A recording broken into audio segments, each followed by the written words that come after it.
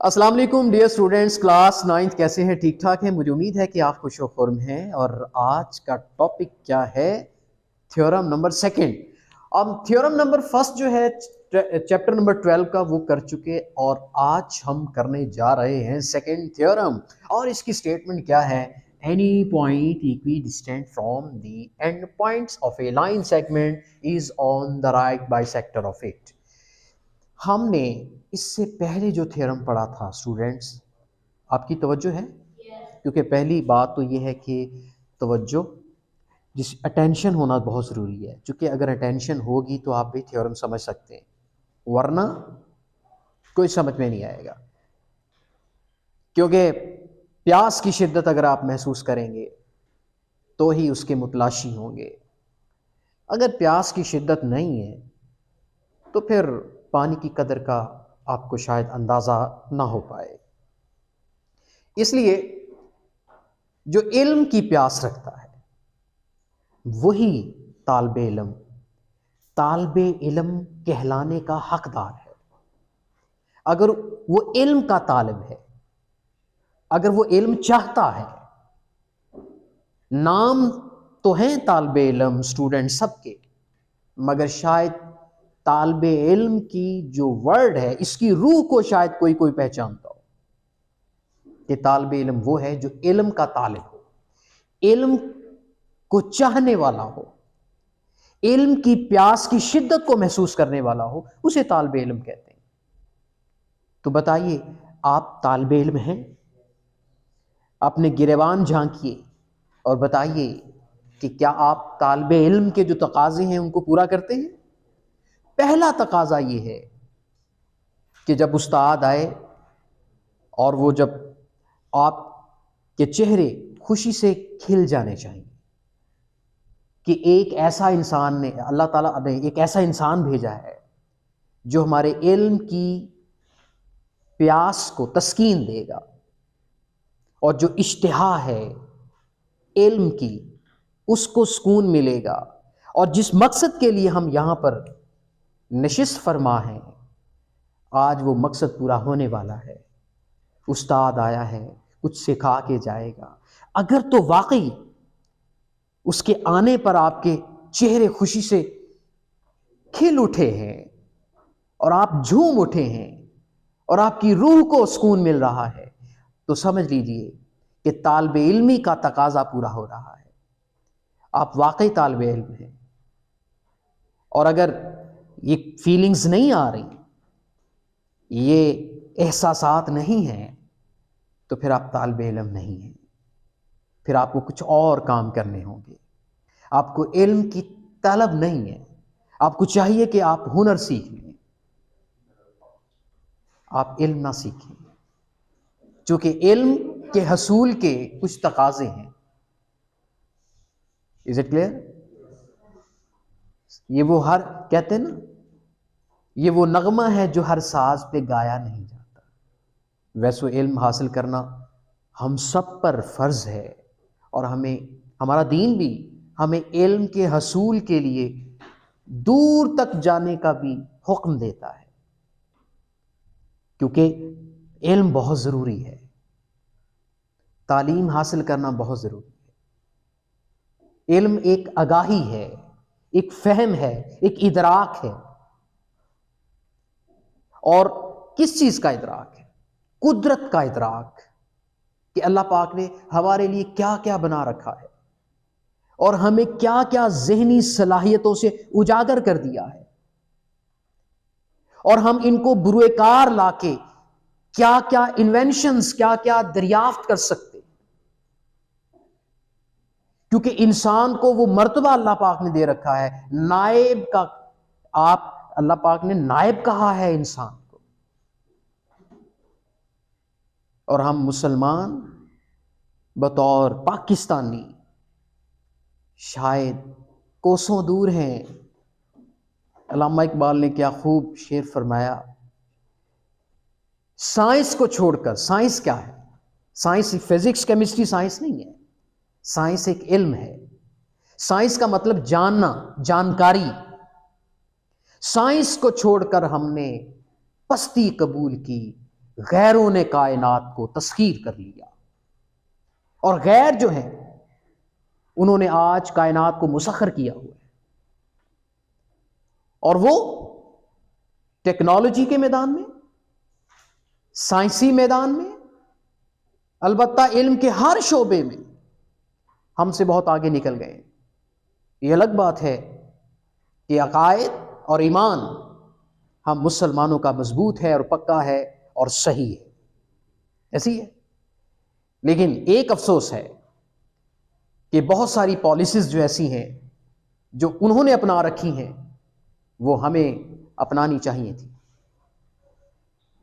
तो मेरी दुआ है कि अल्लाह पाक हमें फ़हम व फ़रासत से नवाजे, इल्म व आगही से नवाजे, इल्म के हसूल के जो तकाज़े हैं उन पर पूरा करने की तौफ़ीक़ अता फ़रमाए, उनको पूरा करने की तौफ़ीक़ अता फ़रमाए।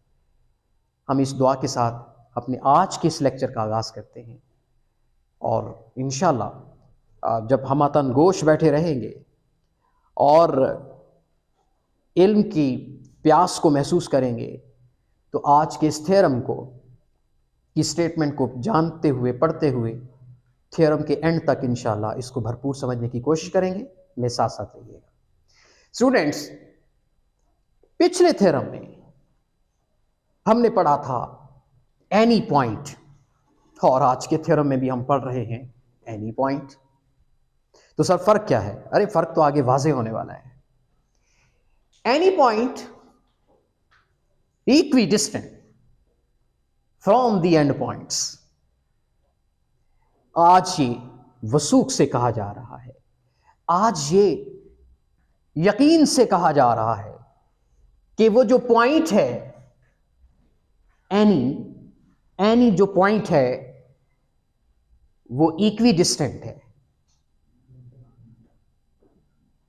किन पॉइंट से? लाइन सेगमेंट के पॉइंट से। ये लाइन सेगमेंट के पॉइंट्स हैं, ये लाइन सेगमेंट के दो एंड पॉइंट्स हैं। मैं इनके नाम रख लेता हूं ए बी। कहता है वो पॉइंट, सॉरी ये पॉइंट मैं यहां लूंगा, कि एक पॉइंट है, एनी पॉइंट, कोई एक पॉइंट है जो इक्विडिस्टेंट है, यानी एक ही फासले पर है। कहां से? एंड पॉइंट से। और वो एंड पॉइंट्स किसके हैं? लाइन सेगमेंट के। मतलब इस पॉइंट से ये सी पॉइंट, इसका नाम रख लेते हैं सी, कि ये जो सी पॉइंट है, सुनिएगा, इस पॉइंट से जितने फासले पर है उतना ही ये बी से दूर है। यानी ये डिस्टेंस इस डिस्टेंस के क्या है? आज इक्वल है। आज ये वसूख से कह रहा है, जबकि कल हमने ये साबित किया था, थ्योरम नंबर 1 में हमने ये कल साबित किया था। लेकिन आज ये साबित नहीं करने वाले हम कि ये इक्वल है कि नहीं है। लेकिन आज हम ये हरगिज़ साबित करने वाले नहीं है कि जी AC डिस्टेंस BC के बराबर है। नहीं, आज हम वो कह रहा है कि भाई मैं आज बता रहा हूं, गौर कीजिएगा, कि C पॉइंट जितना A से दूर है उतना ही B से दूर है। तो साबित क्या करना है फिर सर? अरे आज साबित करना है कि इज कौन है? इज एनी पॉइंट को कहा गया है कि वो जो एनी पॉइंट है, यहां से लेकर यहां तक की जो लाइन है पूरी, ये उस एनी पॉइंट की क्या है? उस एनी पॉइंट का इंट्रोडक्शन है। उस एनी पॉइंट की सारी ये तारीफ है कि वो एनी पॉइंट कहां है। वो इक्वी डिस्टेंट पर मौजूद है from the end points of the line segment. हां, इज कौन है? कि वो पॉइंट है ऑन पर, ऑन का मतलब पर, वो पॉइंट मौजूद है किस पर? On the right bisector of it कौन है? लाइन सेगमेंट, क्योंकि लाइन सेगमेंट का राइट बाइसेक्टर है। कि वो जो पॉइंट कहां पे मौजूद है, वो पॉइंट कहीं और नहीं, वो एक लाइन बाइसेक्टर पर मौजूद है, और वो लाइन बाइसेक्टर किसकी है? लाइन सेगमेंट ए बी की है। इट कौन है? अरे इट प्रोनाउन के तौर पर इस्तेमाल हुआ है, किसकी जगह पे? लाइन सेगमेंट की जगह पे इस्तेमाल हुआ है। समझ आ रही बात की? कल के थ्योरम में क्या था? कल के थ्योरम में था एनी पॉइंट, और उसकी तारीफ थी, उसकी लोकेशन के बारे में बताया गया था कि any point which is on the right bisector of the line segment is equidistant from both the points of the line segment। कल ये थ्योरम था। समझ आ रही बात की? आज क्या है? आज कहता है वो इक्विडिस्टेंट है, ये मान लिया, साबित करो कि क्या वो राइट बाइसेक्टर पर मौजूद है कि नहीं है। और कल के सवाल में ये था, कल के थ्योरम में ये था कि any point on the right bisector है, साबित करो कि वो इक्विडिस्टेंट है कि नहीं है। तो आज का थ्योरम कल के थ्योरम का कन्वर्स है। कन्वर्स का मतलब, जैसे एक जुमला कहा जाता है, अगर तुम मेहनत करोगे तो पास हो सकते हो। एक सेंटेंस है, गौर कीजिए। अगर तुम मेहनत करोगे तो पास हो जाओगे। अब इसी अंदाज को अगर मैं यूं बोलूं, अगर तुम पास होना चाहते हो तो मेहनत करो। बात पे गौर कर रहे हैं? अगर तुम मेहनत करोगे तो पास हो जाओगे। इसी जुमले को अगर मैं यूं कहूं, अगर तुम पास होना चाहते हो तो मेहनत करो। ये दोनों कन्वर्सेस हैं। तो आज का थ्योरम पिछले थ्योरम का कन्वर्स है, सेकंड थ्योरम, जो कि बहुत इंपॉर्टेंट है। इसमें साबित क्या किया जाएगा? साबित यह किया जाएगा कि ये जो लाइन है, ये जो लाइन ड्रॉ की, अभी ये लाइन है, मुझे नहीं पता ये राइट बाइसेक्टर है, अभी मैं इसको राइट बाइसेक्टर कह ही नहीं सकता, क्योंकि ये तो आखिर में पता चलेगा, जब सब कुछ शवाहिद होंगे, जब कुछ बयानात होंगे, जब कुछ दलाइल होंगे। बयानात और दलाइल की रोशनी में ये तो जज फैसला करेगा, ये लाइन भाई लाइन नहीं है, this is not only a line but also a right bisector. इसका पता चलेगा बाद में। अभी मुझे नहीं पता, ये मैं 90 एंगल का भी यहां भी इनकार कर रहा हूं, ना जाने कौन सा एंगल है, लेकिन मैं लेट कर लेता हूं। इस थ्योरम के अंदर ये चीज लेट की गई है। चले मैं इसका नाम पॉइंट पी रख लेता हूं, इसका नाम सी रख लेता हूं। मैं लेट कर लेता हूं कि C is the mid point of A. अब आप कहेंगे, कुछ बच्चे सोच रहे होंगे, सर जब आप लेट कर लेते हैं कि सी ए बी का मिड पॉइंट है, ये तो फिर आपने साबित कर लिया, आपने तो फिर मान ही लिया कि ये राइट बाइसेक्टर है। एक नाकस सा सवाल कर रहा हूं खुद स्टूडेंट बन के, क्योंकि एक चीज लेट करनी पड़ती है। मैं ये सी को सिर्फ ये लेट किया है, अब मेरा जवाब सुन लीजिए। मैंने सी को यहां सिर्फ लेट किया है कि ये मिड पॉइंट है, ये तो नहीं कहा कि ये 90 का एंगल, क्योंकि राइट बाइसेक्टर होने के लिए इसमें दो शर्तें आनी चाहिए कि मिड पॉइंट और परपेंडिकुलर। कि सी को क्या होना चाहिए? Mid point. और परपेंडिकुलर किसको होना चाहिए? इस लाइन को। जब ये दो बातें मैं इस लाइन के लिए साबित कर दूं तो कोई मुझे ये कहेगा नहीं कि तुम झूठे हो। फिर मैं ये वसूख से कहूंगा कि ये जो पी पॉइंट है ये किसी ऐसी वैसी लाइन पर नहीं, बल्कि एक राइट बाइसेक्टर पे मौजूद है। क्योंकि राइट बाइसेक्टर होने की दलील दूंगा मैं, और आज यही साबित करके छोड़ूंगा, और इसके सबूत तक पहुंचने पर मेरा पूरा थ्योरम कंप्लीट हो जाएगा। क्योंकि ये लाइन दो चीजों की डिमांड करती है राइट बाइसेक्टर कहलवाने के लिए। किन दो चीजों की डिमांड करती है? कि ये सी को मिड पॉइंट होना चाहिए और यहां पर परपेंडिकुलर होना चाहिए। मैं फर्ज कर लेता हूं बेटे, मैं थोड़ी सी और बात बता दूं, मेरे पास ये ए बी लाइन है, ये सी मिड पॉइंट है। अगर मैं इसमें से एक लाइन ड्रा कर दूं, अब ये राइट बाइसेक्टर नहीं है, बेशक मिड से गुजर रहा है। मिड से गुजरना काफी नहीं, इसका 90 एंगल बनाना काफी है। अब मैं लेट कर लेता हूं कि ये मिड पॉइंट है, तो मिड पॉइंट लेट करने से साबित हो जाएगा? सिर्फ मिड पॉइंट से साबित नहीं होगा कि ये राइट बाइसेक्टर है। समझ रहे हैं बात को? साबित कौन कराएगा? परपेंडिकुलर साबित करेगा कि ये राइट बाइसेक्टर है कि नहीं। अब आप कहेंगे सर, अगर आप मिड पॉइंट लेट करते हो, आप मिड पॉइंट ना लेट करें, क्योंकि अगर मैं सी को मिड पॉइंट नहीं लेता, दाएं बाएं कर लेता हूं, तो पी पॉइंट भी तो मेरा ए और बी से इक्विडिस्टेंट नहीं रहेगा, जबकि उसने कहा कि पी जो है वो इक्विडिस्टेंट होना चाहिए। इसलिए मुझे जो लाइन ड्रा करना होगी, उसका ये जो पॉइंट ऑफ इंटरसेक्शन है, इसको मिड पॉइंट मानना पड़ेगा,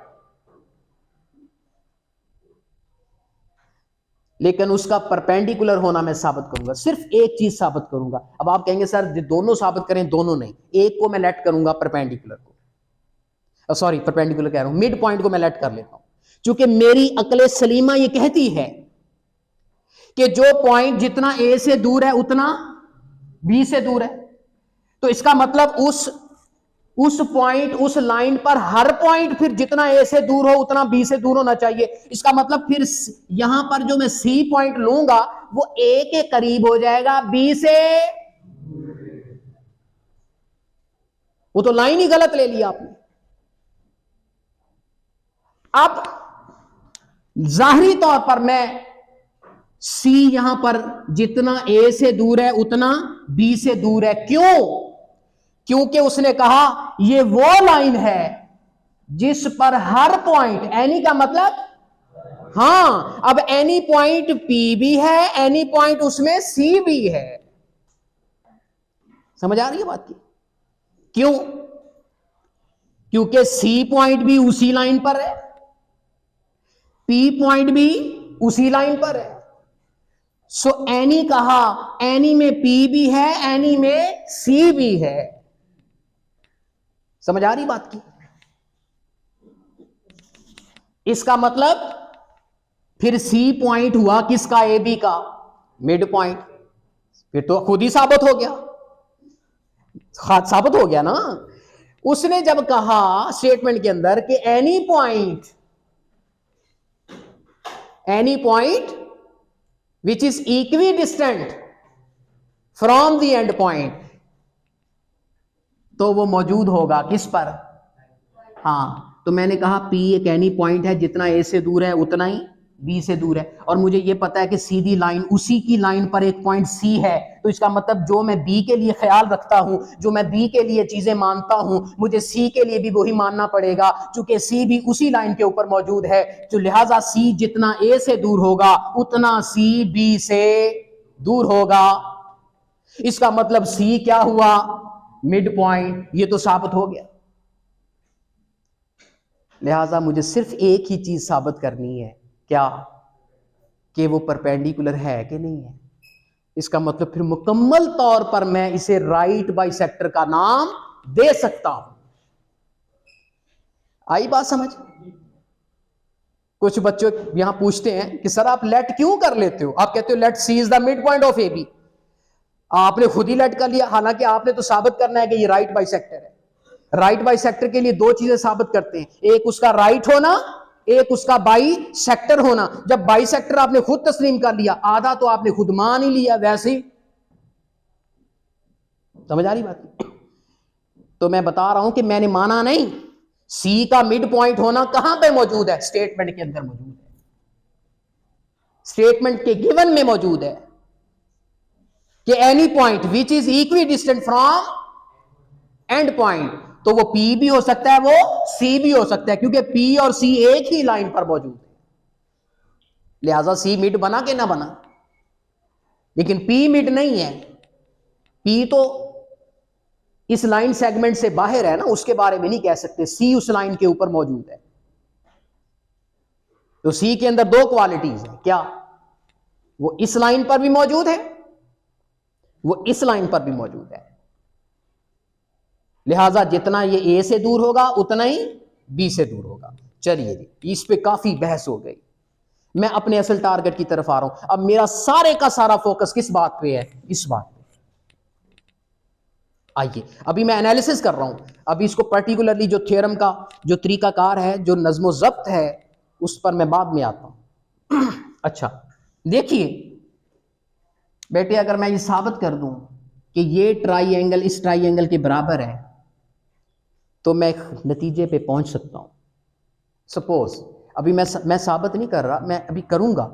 सपोज साबित अगर मैंने कर दिया, तो आप मुझे एक बात बताएं, अगर मैं ये साबित कर दूं, जुमले पे गौर करना, मेरे जुमले पे गौर करना, अगर मैं ये साबित कर दूं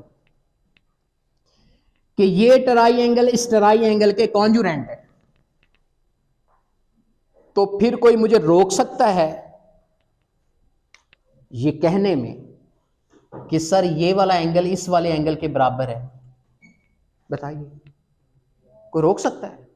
जब मुझे अथॉरिटी मिल गई कि भैया ट्राइएंगल बराबर हैं, इस चीज का परमिट मिल गया, मुझे इजाजतनामा मिल गया कि जाओ दोनों ट्राइंगल कॉन्जुरेंट है, मौज करो, तो फिर मैं करता क्या हूं? मैं कहता हूं भाई इस ट्राइंगल की ये साइड इसके बराबर, ये साइड इसके बराबर, कॉमन साइड दोनों आपस में बराबर, ये वाला एंगल इसके बराबर कॉरेस्पॉन्डिंग, ये वाला एंगल इसके बराबर, और फिर ये वाला एंगल इसके बराबर। चूंकि तमाम के तमाम कॉरेस्पॉन्डिंग एंगल्स, तमाम के तमाम कॉरेस्पॉन्डिंग साइड्स क्या हो जाएंगी? कॉन्जुरेंट।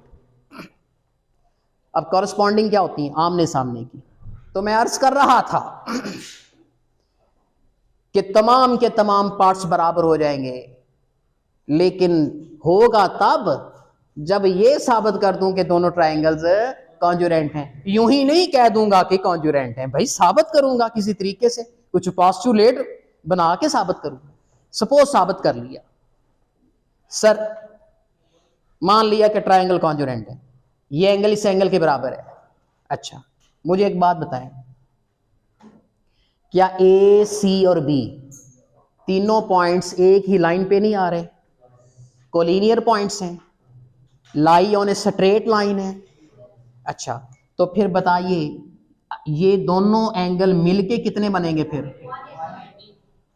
अगर ये एंगल x है, ये भी x है, मुझे नहीं पता क्या है, मुझे नहीं पता क्या है, मगर इतना पता चल गया कि दोनों बराबर हैं। क्यों? चूंकि ट्रायंगल्स कॉन्जुरेंट हो गए।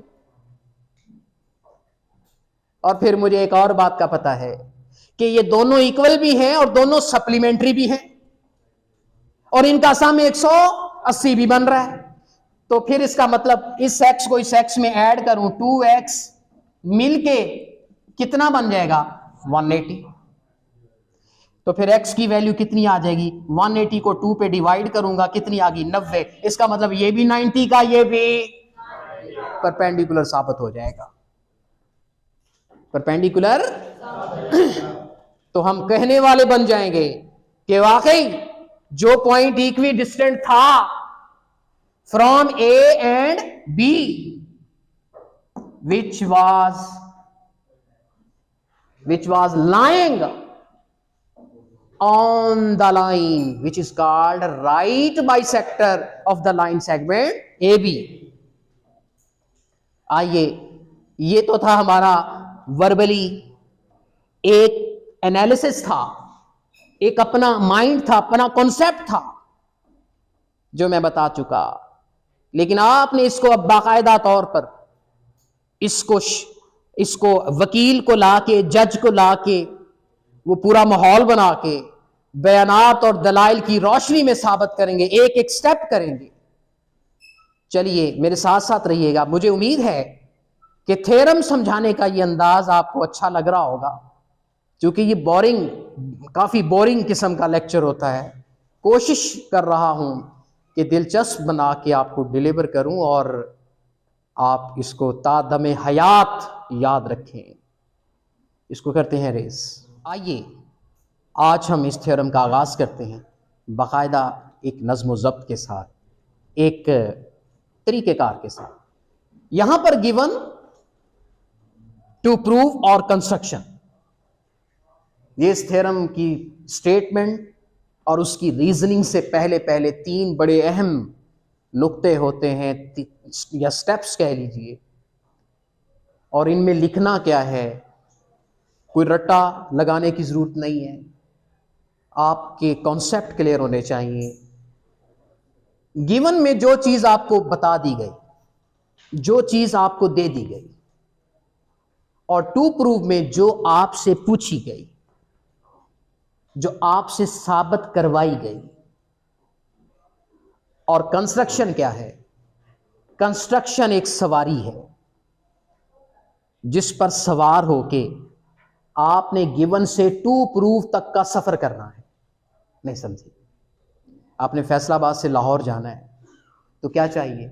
रिसोर्स चाहिए ना। क्या चाहिए? रिसोर्स चाहिए। भाई जाना कैसे है? तो रिसोर्सेज में क्या क्या आता है? आपके पास पैसा होना चाहिए, आपके पास सेहत होनी चाहिए कि आप उठ भी सकें, आपके पास चलने की सलाहियत होनी चाहिए। ये सब क्या है? रिसोर्सेज हैं। फिर आपके पास सवारी होनी चाहिए कि जिस पर सवार होके आपने एक गिवन के स्टेशन से टू प्रूव के स्टेशन तक सफर करना है। By bus, by train, by plane, चाहिए ना सवारी। तो वो कंस्ट्रक्शन है। कंस्ट्रक्शन के विदाउट हम गिवन और टू प्रूव के फासले को ट्रैवल नहीं कर सकते। कंस्ट्रक्शन वो रिसोर्स है जो हमें गिवन से टू प्रूव तक लेके जाता है। आइए, मेरा ख्याल है कि मैं इन तीनों स्टेप्स को शायद आपको समझा चुका हूं। यकीनन या आप शायद? बता दीजिए। यकीनन। चलिए, थैंक यू। गिवन क्या है कि एक पॉइंट है सर, और उस पॉइंट के बारे में बताना है। क्या है वो पॉइंट? वो इक्वी डिस्टेंट है। किसके?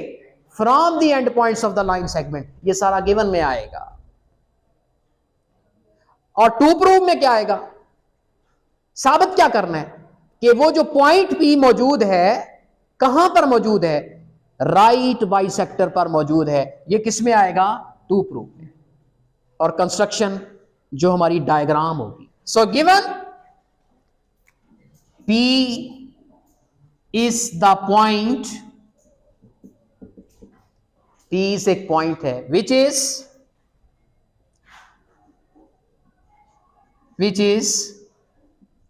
equidistant from end points of line segment। कुछ बच्चे सोच रहे होंगे सर ये तो काफी बड़ा हो गया। आप इसको सिंबॉलिक फॉर्म में भी लिख सकते हैं। आपने एक डायग्राम बनानी है, ए बी, ये आपका पॉइंट P है, ये आपका पॉइंट C है। आपने कहना P इज द पॉइंट,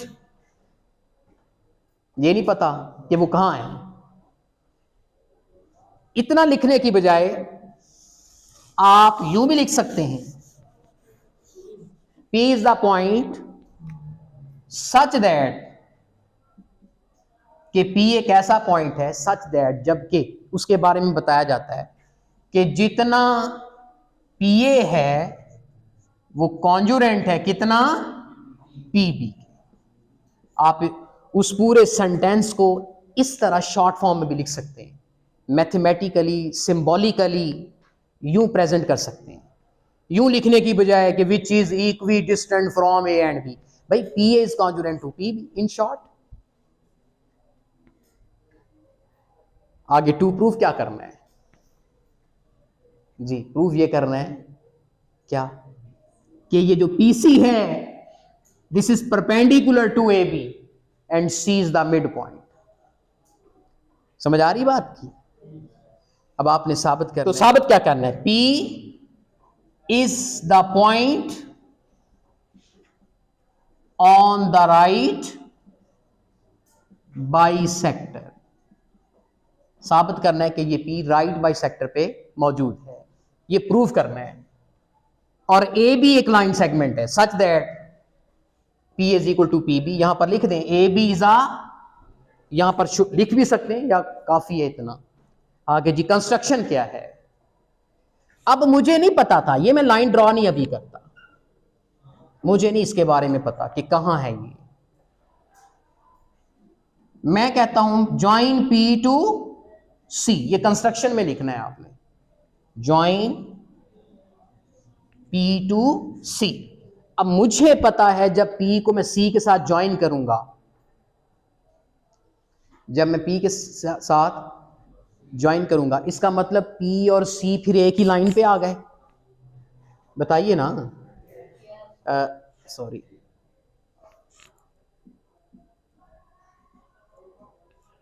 फिर P और C पॉइंट जी एक ही लाइन पे आ गए।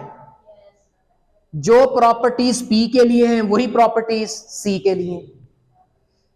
P इक्वी डिस्टेंट है फ्रॉम A एंड B, इसका मतलब C भी इक्वी डिस्टेंट है फ्रॉम A एंड B। लिहाजा हम लिखेंगे such that C is the midpoint of AB। तो C तो मिड पॉइंट हो गया क्योंकि P इक्वी डिस्टेंट है फ्रॉम A एंड B, तो C क्या हो गया, हाँ। अब आप कहेंगे सर C अगर आप यहां लेके इस तरह लाइन ड्रा करें वो भी तो फिर एक ही पॉइंट पे हो गया। अब P इक्वी डिस्टेंट है, C तो इक्वी डिस्टेंट नहीं। अगर लाइन यूं हो, भाई यूं हम ड्रा ही नहीं कर सकते। क्यों नहीं कर सकते? क्योंकि P में हर पॉइंट जितना A से दूर है उतना B से दूर होना चाहिए, लिहाजा ये तिरछी लाइन ले ही नहीं सकते, इसका सीधा होना तो शर्त है। तो इस शर्त के मुताबिक फिर C कहां पे मौजूद है, जितना A से दूर है उतना ही वो B से, इसका मतलब लाइन तो फिर सीधी आएगी। लिहाजा फिर यूं तिरछी लाइन तो ये नहीं ले सकते ना, लिहाजा फिर C मिड पॉइंट हुआ कि ना हुआ। इसके मिड पॉइंट होने की दलील तो वाज़ेह है, हां इनके 90 होने की दलील दूंगा मैं। ये कंस्ट्रक्शन हो गई, गिवन टू प्रूव कंस्ट्रक्शन। अब आती है बारी स्टेटमेंट और रीजन की, मुझे ये रेस करना होगा। स्टूडेंट्स अब हम आते हैं इसके प्रूफ की जानिब, जो बहुत इंपॉर्टेंट है, जो मेन इसके स्टेप्स हैं, जिसमें आती हैं स्टेटमेंट्स एंड रीजंस। पहली स्टेटमेंट मैंने बोला था, मैं अगर ये साबित कर दूं कि ये दोनों ट्रायंगल कॉन्जुरेंट हैं, तो भाई इसी पे तो सारी बात है, मेन स्टेप ही ये, अगली तो बाद में है बातें। लो जी मैं इसकी करस्पॉन्डेंस लेता हूं, triangle ACP correspondence triangle BCP। बताइए PA is equal to PB, PA is congruent to PB। Why? Because this is given। ये बात किस में है? गिवन में था। अच्छा क्या AC BC के बराबर है? ये बात कंस्ट्रक्शन में है। मैंने कंस्ट्रक्शन में लिखा था कि C is the midpoint। AC is congruent to BC। ये बात कहां दर्ज थी? कंस्ट्रक्शन में। कॉन्जुरेंटी, ये जो कॉन्जुरेंसी है इसका मतलब कि इनकी मेजरमेंट्स इक्वल है। अगर आपने m डालने हैं तो फिर यहां इक्वल का साइन आएगा। m डालने से उसकी मैग्नीट्यूड, उनकी अददी कीमत आ जाती है, उनकी लेंथ की मेजरमेंट आ जाती है। उनके साथ फिर m डाल देते हैं, फिर कॉन्जुरेंसी का साइन नहीं आता, फिर इक्वल का साइन आएगा। लेकिन बुक में चूंकि यही स्टाइल चल रहा है तो आप इसी को फॉलो करें। उसके बाद PC कॉमन साइड है कि नहीं है, नजर आ रही है? PC is common side, so PC is congruent to PC। This is common side of both the triangle। भाई तीन साइड्स हैं, एक ये साइड, एक ये साइड, एक ये साइड। जब तीनों साइड्स बराबर तो कौन सा पॉस्टुलेट लगेगा? SSS postulate. चलें, मेरी बातें मान रहे हैं ना सब? मैं जो बयान दे रहा हूं दलाइल साथ साथ दे रहा हूं ताकि बात पे वजन हो और वो मुदल्लल हो जाए और जज मानता जाए। तो मैं लिखूंगा triangle ACP is congruent to triangle BCP। पहले करस्पॉन्डेंस का साइन था, अब उनके बीच कौन सा साइन आ गया? कॉन्जुरेंट। सो मैंने पहली बयान दिया, अब मैं इसको अपने रंग में समझाना चाहता हूं। एज अ वकील मैं बयान देता हूं, जज साहेब देखो एक चीज साबित करनी है कि क्या जानते नहीं कि P A P B के बराबर है? P A P B के बराबर है। वो दलील मांगता है, जज कहता है साबित करो।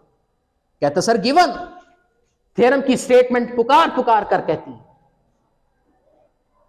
तो ये बात गिवन में है तो जज को मानना पड़ता है। इट्स ओके, आगे चलो। जज कहता कि तुम्हारी इन बातों का इस केस से क्या ताल्लुक? साबित तो तुमने ये करना है कि वो कि PC राइट बाइसेक्टर है, तुम किन बातों में? तो वकील चूंकि उलझाता है, वकील धीरे धीरे स्टेप वाइज अपनी बात मनवाएगा। तो कहते हैं माय लॉर्ड आप जानते हैं, मानते हैं इस बात पे? वो कह रहे मानता हूं। आइए चलिए जज साहेब, क्या AC BC के कॉन्जुरेंट नहीं है? जज कहता है कैसे? सर गिवन में है कि हर पॉइंट जो A से भी दूर है, B से भी दूर है और P को C से मिलाया है, PC एक स्ट्रेट लाइन है। अगर P A से उतना ही दूर है जितना B से, तो C भी उतना ही A से दूर है जितना B से। Is it clear? और C मिड पॉइंट है किसका? AB का। और चूंकि ये वो लाइन है जिस लाइन के बारे में कहा जाता है any point lie on this line is equidistant from A and B, लिहाजा C भी तो उसी लाइन का मेंबर है ना, तो जितना C A से दूर होगा उतना ही B से दूर होगा। तो जज कहता ठीक है, और ये बात मैंने कंस्ट्रक्शन में वाजे की थी। आगे चलो, जज को मानना पड़ा ये बात। अब वकील आगे चलता है, जज साहेब क्या आप देखते नहीं कि PC साइड के बराबर है? क्योंकि ये कॉमन साइड है, रीजन बतानी पड़ती है उसको, क्योंकि कॉमन साइड है। जज कहता है ठीक है। तो वकील कहता है सर क्या मैं अब ये कह नहीं सकता, क्या मैं अलल ऐलान और वसूख से ये बात नहीं कह सकता क्या कि दोनों ट्रायंगल्स कॉन्जुरेंट हैं? जज कहता है यस, तुम्हारे इस बयान को एक्सेप्ट करता हूं। और क्या वजह क्या है? वो वजह भी देता है, कहता है SSS पोस्टुलेट, जब 3 साइड्स एक ट्रायंगल की दूसरी साइड के बराबर होती हैं, तो आपको पता है वकील आप भी वकील थे, आपने भी वो किताबें पढ़ी हैं जो मैंने पढ़ी। वो कोट करता है उस कानून को, क्या आपने पढ़ा नहीं कि एक 3 साइड एक ट्रायंगल की, 3 साइड दूसरी ट्रायंगल की अगर बराबर हो जाएं, अगर इक्वल या कॉन्जुरेंट हो जाए, तो क्या वो ट्रायंगल्स कॉन्जुरेंट नहीं होती? यस होती। तो फिर इसका वो पूछता है इसका क्या ताल्लुक है, इसका इस केस से क्या ताल्लुक है इन बातों का, तुम क्यों उलझा रहे हो? जज कहता है सर ताल्लुक है।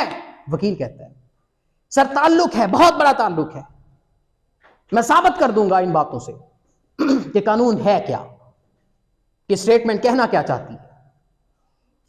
चलो चलें, आपको मौका दिया जाता है, बोलिए आगे क्या कहना चाहते हो? वकील कहता है सर मान गए कि ये साइड इस साइड की कॉन्जुरेंट है, मान गया। अब मुझे चूंकि आगे स्पेस चाहिए, इसको रेज करना पड़ेगा। तो सर जब आप मान गए कि दोनों ट्रायंगल्स कॉन्जुरेंट हैं, तो बताइए क्या मैं यूं लिख सकता हूं कि मेजरमेंट एंगल ACP, ये वाला angle, is equal to measurement angle BCP, यानी अब ये वाला एंगल और ये वाला एंगल क्या मैं बराबर नहीं कह सकता? वकील कहता है जज को, जज कहता है वो कैसे? सर अभी तो मैं मनवा के हटाऊं कि दोनों ट्रायंगल्स कॉन्जुरेंट हैं, तो उनके कॉरेस्पॉन्डिंग एंगल्स बराबर नहीं होंगे? यस, तो मैं सर इस बेस पे कह सकता हूं। जज लाजवाब हो जाता है, जी बिल्कुल कह सकते हो, साथ रीजन दो, रीजन लिखना पड़ती है। Corresponding corresponding angles of congruent triangles। ठीक है जी, तो सर बात बन गई। कैसे सर? क्या ACP एक स्ट्रेट लाइन नहीं है? क्या ये दोनों मिलके 180 का एंगल नहीं बनता? जी बिल्कुल बनता है। मसलन measurement angle ACP plus measurement angle BCP मिलके 180 बनते हैं, क्योंकि ये दोनों सप्लीमेंट्री एंगल है या स्ट्रेट एंगल्स। सप्लीमेंट्री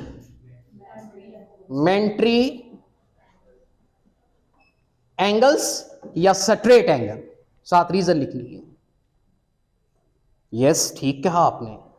मैं इस इक्वेशन का नाम 1 रख लेता हूं, इसका नाम 2 रख लेता हूं। अब बताएं, दो एंगल ऐसे हो जो हो इक्वल और सामने 180 हो, इसका मतलब वो 90-90 के हुए कि ना हुए? बताइए कि जिनका सामने 180 हो और वो हो इक्वल, तो वो 90-90 के अलावा तो नहीं ना हो सकते। तो यहां पे लिखेंगे फ्रॉम 1 and 2, इन दोनों रिजल्ट्स को कंबाइन करते हुए हम इस नतीजे पे पहुंचते हैं कि measurement angle ACP is also 90 degree, measurement angle BCP is also 90 degree. ये C को दरमियान में क्यों रखते हैं? क्योंकि C पे एंगल बनता है, C वर्टेक्स है। तो जब ये दोनों 90 डिग्री के हो गए, और ये हम पहले ही जान चुके हैं कि AC is congruent to BC, AC BC के बराबर है। ये बात कहां थी? ये कंस्ट्रक्शन में थी। अब ये रिजल्ट हमारा ये दो रिजल्ट्स हमारे 3 है और ये रिजल्ट हमारा चौथा है। अब इस तीसरे और चौथे रिजल्ट को कंबाइन करते हुए, मिलाते हुए किस नतीजे पे पहुंचे हैं कि ये राइट बाइसेक्टर नहीं, क्योंकि ये 90 के एंगल भी शो हो गए, AC BC के बराबर भी हो गया। ये क्वालिटी किसकी है? राइट बाइसेक्टर की है कि वो मिड से भी पास करता है और 90 का एंगल भी बनाता है। From 3 and 4 we can say that P lies on the right bisector of AB. P lies on the right bisector of AB line segment। तो इस तरीके से हम यह साबित कर चुके कि P एक वो पॉइंट है जो राइट बाइसेक्टर पे मौजूद है। इन तमाम स्टेप्स, तमाम स्टेटमेंट और रीजंस, तमाम बयानात और दलाइल की रोशनी में मैं ये जज से बात मनवा चुका कि P जो पॉइंट है वो राइट बाइसेक्टर पे मौजूद है, क्योंकि वो मिड पॉइंट से भी पास कर रहा है, 90 के दोनों अतराफ में एंगल भी बना रहा है। तो इससे बड़ी और क्या दलील है किसी के राइट बाइसेक्टर होने की?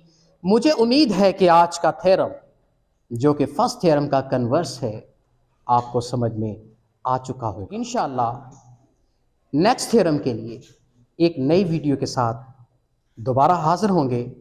तब तक के लिए आपसे इजाज़त चाहते हैं। अल्लाह हाफिज़।